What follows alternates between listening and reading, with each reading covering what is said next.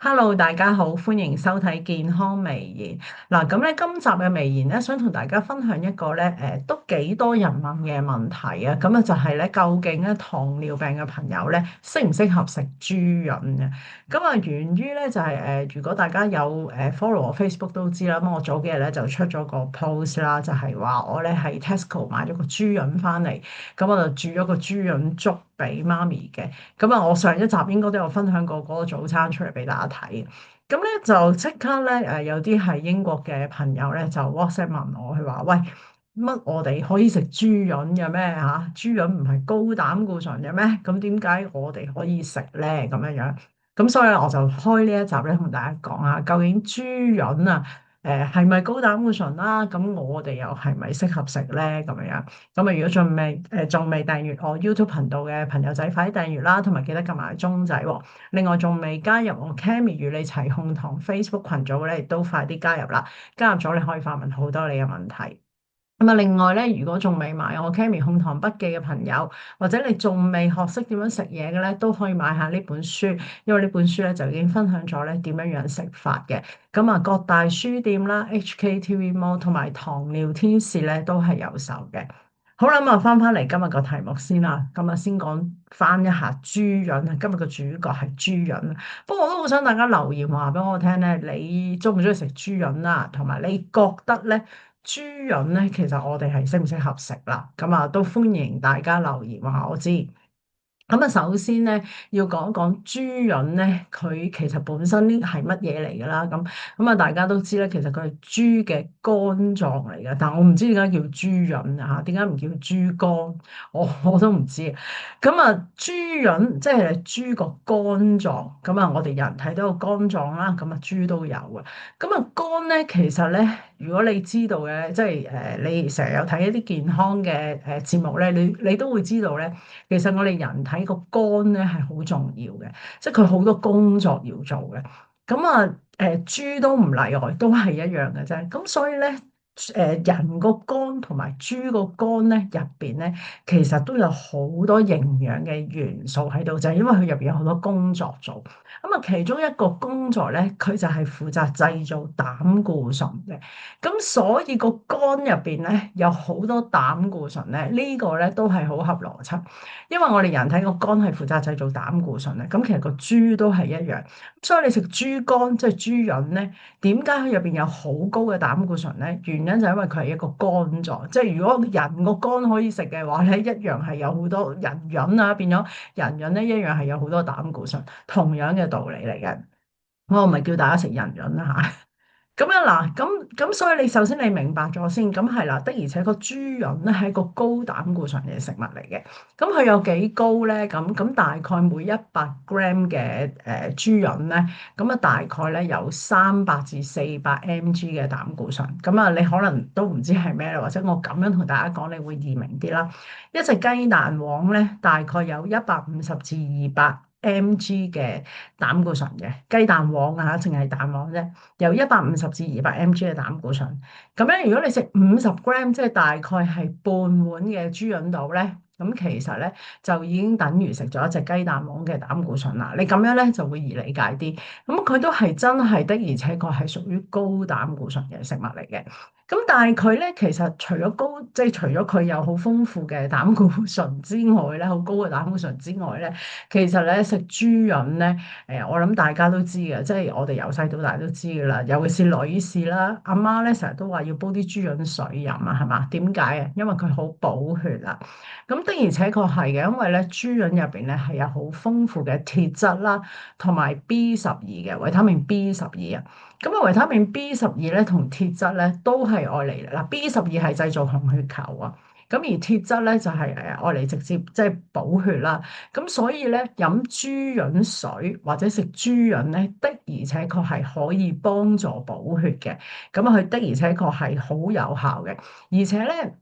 因為咧佢係屬於動物性嘅內臟啦，咁動物性嘅鐵咧，即係佢含好豐富嘅鐵啊嘛。逢係嗰啲鐵質嘅來源係嚟自動物嘅話咧，其實佢人體吸收咧係會吸收得好啲。所以如果從補血嘅功能嚟睇咧，你食豬潤呢一啲去補血咧，因為佢係屬於動物性嘅鐵質咧，個吸收率咧，人體吸收呢啲鐵質咧，動物性嘅鐵質咧係會高好多嘅，係有效過咧你食紅棗。因為紅棗嘅鐵咧係屬於植物性啊嘛，咁所以如果從補血嘅角度去睇，我淨係講從補血嘅角度去睇啫。咁你食豬潤咧個效果係會好過食紅棗嘅，因為佢係屬於動物性嘅鐵，咁個吸收人體對呢樣嘢嘅吸收係會好啲嘅。OK，咁另外除咗佢好豐富嘅鐵質補血之外咧，咁有一樣嘢咧，佢都係即係出咗名係高噶啦，就係維他命 A 啦。因為佢維他命 A 咧係好高嘅，係高到咧差唔多係等於一個維他命丸嘅維他命 A 咁上下，因為佢真係好高噶嚇。咁所以咧，如果對於一啲孕婦嚟講咧，就唔係太適合食豬潤嘅，因為維他命 A 咧太高啊，咁啊驚孕婦食咗咧係會影響個胎嘅發育嘅，咁所以就呢一樣嘢要留意下，孕婦係唔太適合食豬潤嘅。如果你話九一食一次，一個月食一次冇問題啦。如果你經常食咧，就唔太適合，所以就唔好諗住補血咧，就俾孕婦食多啲豬潤咧，咁其實係唔 OK 嘅。咁好啦，咁我頭先粗略咁講咗俾大家聽，嗰個豬潤嘅營養價值啦，的而且確係好高，係一個好好嘅補品嚟嘅，其實亦都係好平嘅補品啦。咁但係咧喺膽固醇方面咧，對於我哋糖友嚟講，其實係咪真係一個大忌咧？咁我今日咧就想同大家咧拆解一下呢個迷思嘅。咁嗱，首先咧要分開兩樣嘢講啦。咁啊，有啲人就問啦，糖尿病係咪唔食得豬潤咧？咁嗱，呢條問題咧係複雜嘅。點解咧？首先食豬潤呢樣嘢咧係唔會直接影響你，即係佢係冇影響你嘅血糖嘅。即係話你食幾多豬潤都好，其實佢唔會令到你個血糖高咗或者低咗嘅。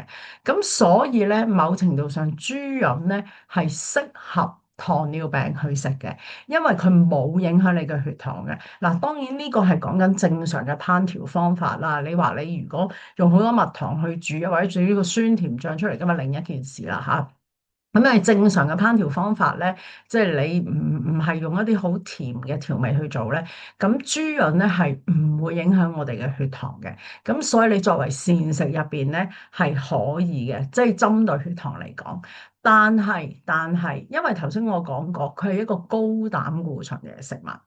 咁而糖尿病嘅朋友咧，咁好多時咧膽固醇咧都係兄弟嚟噶嘛，即係都係附帶嘅。咁即使你今日冇高膽固醇啦嚇，咁但係你都要留意一下，你都唔能夠食一啲經常食一啲咧會令你膽固醇高嘅食物。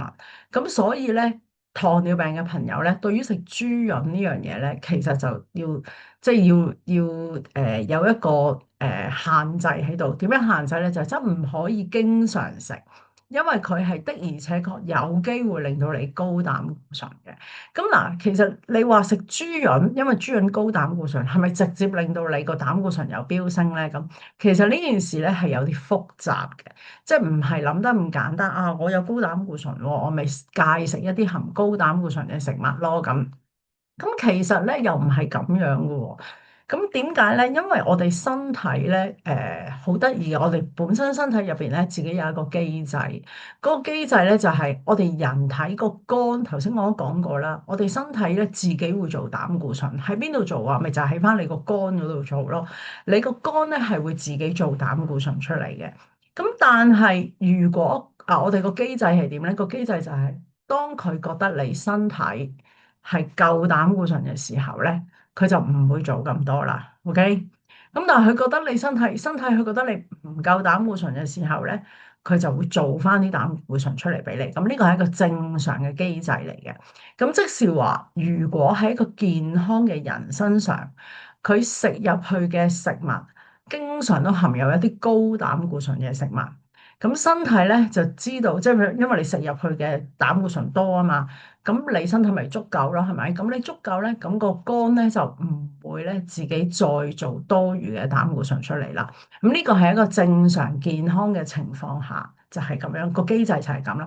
咁所以咧簡單嚟講，如果你係正常健康嘅話咧，其實你食幾多豬潤咧？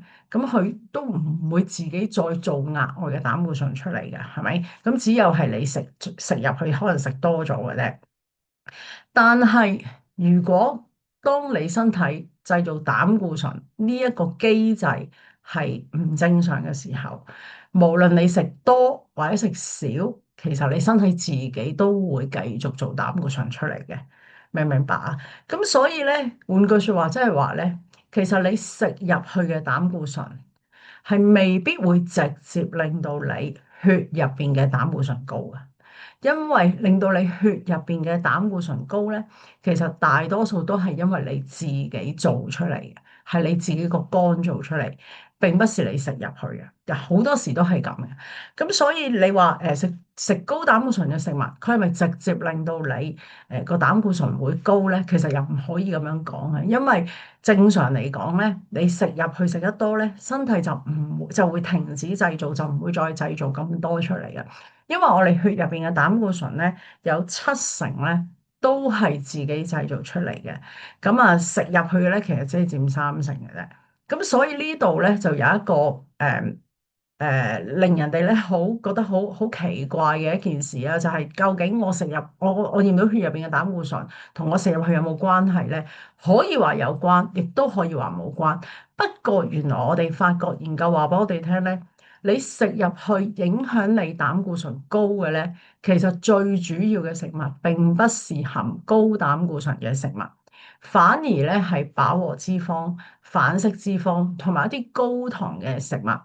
因為呢三個類別嘅食物咧，食咗入去之後，嗱本身呢三個類別嘅食物咧係不含膽固醇噶嘛，可以係咪？咁但係呢三個類別嘅食物食咗入去之後咧，其實佢係會干預咗我哋個肝臟調節膽固醇嗰個能力，同埋咧處理膽固醇嘅方式咧，都會俾呢三個食物咧係影響咗嘅。咁所以反而咧，你如果要從膳食入邊戒口咧，反而要戒呢三樣嘢咧係比較多啲，就係飽和脂肪、反式脂肪同埋高糖食物。咁啊，真正含有膽固醇嘅食物咧，其實對我哋血入邊嘅膽固醇影響咧，就未必係咁大嘅。嗱，不過咧，始終如果你本身已經係有膽固醇高嘅，咁當然呢一啲譬如豬潤嘅，你知道佢係高膽固醇嘅食物咧，其實咧就唔應該經常食啦，唔係唔食得。嗱，絕對唔係一個禁品嚟嘅，只不過係話咧，你唔好經常去食佢，即係可能一個月食一次或者2次就夠啦。咁咧，而且每次食個量咧都係正常嘅量，即係唔好話搏命食啦嚇。好似我嗰日如果有 follow 我 Facebook 朋友都知，我買咗1 pack 嘅豬潤翻嚟咧，其實我都分咗2餐嘅。咁啊，所以咧就唔好諗住即係搏命食。千祈唔好咁咧，你一個月咧最多食一次，嘅極量係2次就算啦。咁啊，但係你話其餘嗰啲飽和脂肪啊、反式脂肪啊，甚至乎高糖食物咧，就其實就反而咧係比較應該要多啲去即係減少攝取咧，就真正可以咧令到你個膽固醇咧係唔會自己製造咁多出嚟啦。咁啊，另外有一樣嘢好重要嘅就係，如果尤其是糖尿病嘅朋友啦，咁啊，因為尤其是你個病齡啦，我咧都有食膽固醇嘅。咁啊，點解咧？咁啊，因為咧我病齡即係糖尿病嘅病齡咧係超過咗10年啦。咁超過咗10年咧就嚴格好多啦。嗰個數字咧即係 LDL，即係壞嘅膽固醇咧就唔可以超過1.8啦。因為你超過1.8咧就要食，咁所以好難係唔食藥㗎吓。咁啊，所以如果醫生係處方咗膽固醇藥俾你食咧，其實你就一定要食啊，因為你唔食咧，即係食嗰啲藥咧，其實就係抑制你個肝自己唔好再做咁多膽固醇出嚟啦。咁所以如果你唔食藥咧，你單靠飲食去改善咧係有啲難，因為咧好多時都係你個肝自己去做膽固醇出嚟，並不是你真係你食入去嘅。咁所以呢樣嘢咧，首先大家要明白嘅。咁啊，講咗咁耐咧，個結論係點咧？結論就係其實豬潤咧係一個好高營養嘅食物嚟嘅。咁我哋唔係唔食得。糖尿病人如果純粹為咗純粹針對控制血糖嚟講咧，其實係可以食嘅。不過但係如果你本身都附帶咗有一啲心血管疾病嘅問題啦，又或者你本身係高膽固醇嘅咧，咁其實你食嘅量咧就有限啦，就唔好經常食啦。即係可能咧你一個月食一次兩次就夠啦。OK。咁啊，另外咧，頭先都講過啦，豬潤本身係一個好高營養嘅食物啦。咁係咪所有人都適合食咧？唔係噶啦，有一啲人係唔適合食噶。頭先講過，孕婦係其中一種啦。另外就係如果你腎功能差嘅咧，其實都唔適合食噶喎。咁啊，另外仲有你有痛風嘅咧，咁啊更加唔適合食啦，因為痛風咧嘅朋友咧就要戒食一啲咧含嘌呤嘅食物。咁啊，豬潤咧係屬於內臟，亦都係一個高嘌呤嘅食物嚟嘅。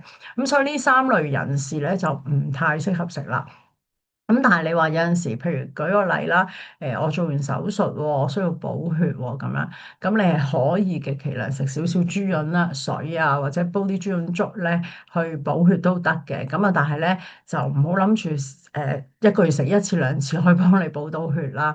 咁所以咧，真正要補血咧，可能都要食一啲鐵丸咧，比較穩陣啲，即係比較實際啲啊嚇。因為我哋本身有好多因素咧，都係令到個豬潤唔係唔好啊。但係我哋有膽固醇嘅問題或者心血管疾病嘅問題咧，其實就要要記一記，但係唔係唔食得。咁好似我媽咪咁樣啦，佢都係有心血管嘅問題嘅。咁我都唔係完全禁食嘅。咁我嗰日買咗一包翻嚟，我都連氣2日，我煮咗之後咧，就我呢個月嘅 quota 就完咗啦，就冇得食啦咁樣。咁啊，我自己都係啦，因為我都要食膽固醇藥。咁所以我都係食埋，即係食同佢一齊食啦。食完之後，我今個月咧都冇得食噶啦。咁啊，所以唔係唔食得，最緊要係記住嚟食啫。OK。咁啊喺度咧再提一提大家啦。今日咧其實我拍呢條片咧係3月21號拍啦，咁但係出片就應該係22號星期日。咁啊糖尿天使最近有一個優惠嘅套餐咧，就係驗 HbA1c 啦，咁同埋維他命 D 同埋血色素嘅。咁咧就係300蚊。呢個優惠咧係至到3月31號嘅啫。咁啊，如果仲未登記嘅朋友咧，就記得打電話去登記啦。咁啊，呢個係會員嘅福利嚟嘅。咁啊，大家可以把握呢個機會啊嚇。咁啊，另外上一集都有提過嘅，就有個花生醬咧係做緊優惠嘅。咁啊，花生醬咧就係只要你買滿100蚊啦，唔理你係咪會員都係嚇。買滿100蚊咧就可以半價換購嘅。咁啊，一個無添加鹽同埋糖嘅花生醬，即係無添加鹽同埋無添加糖，應該講清楚。咁咧有粗粒同埋幼粒嘅，不過咧我個人喜好就係粗粒啦，因為咧佢真係入邊好多花生嘅。咁你見到咧都好開心啊。咁啊係好好食嘅。咁啊，如果未試過朋友就可以趁半價咧換購一啱嚟試下，我包你咧下次一定會再買嘅。好嘛，咁啊今集時間咧就差唔多啦，多謝大家收睇，拜拜。